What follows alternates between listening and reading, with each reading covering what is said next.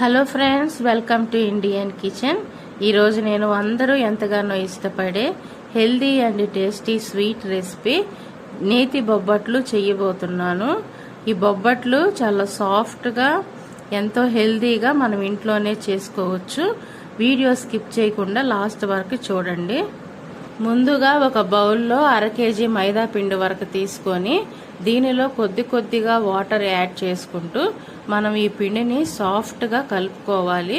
చూసారు కదా, పిండిని ఇలా సాఫ్ట్గా కలుపుకొని దీనిలో 2-3 స్పూన్లు నెయ్యి వేసుకొని పిండిని బాగా మర్దన చేసుకొని సాఫ్ట్గా కలుపుకొని మనం ఈ పిండిని పక్కన పెట్టుకోవాలి. ఇప్పుడు ఒక గిన్నెలో 1/2 kg వరకు పచ్చిశనగపప్పు తీసుకొని మనం ఈ పప్పుని గంట సేపు నానబెట్టుకోవాలి.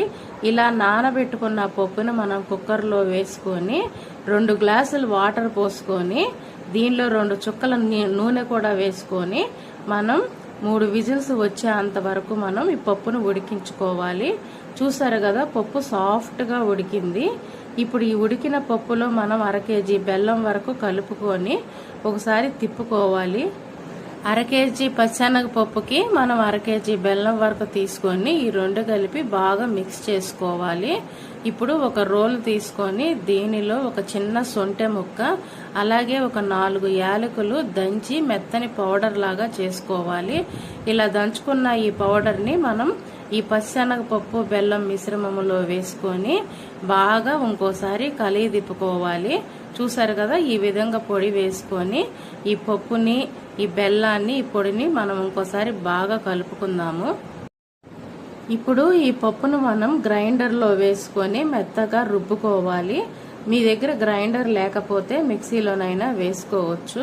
నేనైతే గ్రైండర్లో వేసుకున్నాను పర్ఫెక్ట్ కన్సిస్టెన్సీ కోసం. ఇలా గ్రైండర్లో వేసుకొని మనం దీన్ని బాగా రుబ్బుకొని ఈ మిశ్రమాన్ని ఒక గిన్నెలోకి తీసుకుందాము. ఇప్పుడు మనం ముందుగానే కలిపి పెట్టుకున్న మైదా పిండిని కొద్దిగా తీసుకొని దీనిలో ఈ పప్పు బెల్లం మిశ్రమాన్ని పెట్టుకొని ఈ పిండిని మనం కంప్లీట్గా మూసేసుకోవాలి.